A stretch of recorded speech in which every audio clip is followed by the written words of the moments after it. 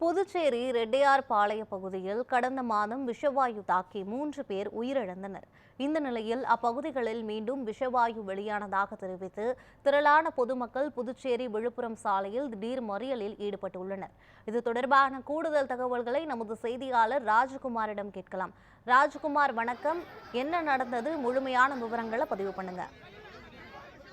புதுச்சேரி ரெட்டியார் பாளையம் பகுதியில் மீண்டும் பாதாள சாக்கடை மூலமாக விஷவாயு வெளியேறுவதாக கூறி புதுச்சேரி விழுப்புரம் தேசிய நெடுஞ்சாலையில் அப்பகுதியினுடைய பொதுமக்கள் சாலை மறியல் போராட்டத்தில் ஈடுபட்டிருக்கிறார். புதுச்சேரி ரெட்டியார்பாளையம் தொகுதிக்கு உட்பட்ட புதுநகர் பகுதியில் கடந்த மாதம் அந்த பாதாள சாக்கடையிலிருந்து கைவரை வழியாக வெளியேற விஷவாயு தாக்கி 3 பேர் உயிரிழந்தனர். 5க்கும் மேற்பட்டவர்கள் மருத்துவமனையில் அனுமதிக்கப்பட்டு சிகிச்சை முடிந்து வீடு திரும்பிய நிலையில் தற்போது மீண்டும் புதுநகர் பகுதிக்கு உட்பட்ட புதுநகர், கம்பன் நகர், மூகாம்பிகை நகர் ஆகிய பகுதிகளில் மீண்டும் விஷவாயு வெளியேறுவதாக கூறி அப்பகுதியில் வசிக்கும் 100க்கும் மேற்பட்ட பொதுமக்கள் தற்போது சாலை மறியல் போராட்டத்தில் ஈடுபட்டிருந்தனர்.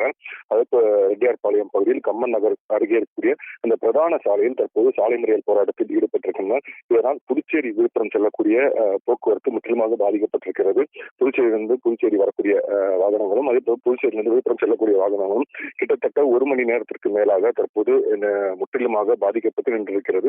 கிட்டத்தட்ட 100க்கும் மேற்பட்ட பொதுமக்கள் அரசு உடனடியாக இதற்கு தீர்வு காண வேண்டும் என வலியுறுத்தினர். அதாவது இன்று இரவு அந்த பகுதியில் கழிவறைகளை பயன்படுத்திய போது மீண்டும் விஷவாயு வெளியேறதாக அப்பகுதி மக்கள் குற்றச்சாட்டு வச்சனர். கிட்டத்தட்ட 10க்கும் மேற்பட்ட வீடுகளில் அந்த துர்நாற்றம் வீசியதாகவும் கண்களில் எரிச்சல் ஏற்பட்டதாகவும் பகுதி மக்கள் கூறி தற்போது சாலை மறியல் போராட்டத்தில் ஈடுபட்டிருக்கிறார்.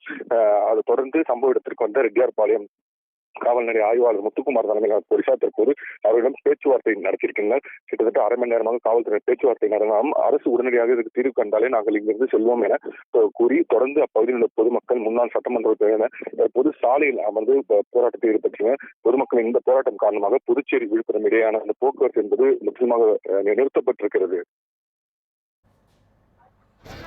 விவரங்களுக்கு நன்றி ராஜகுமார்.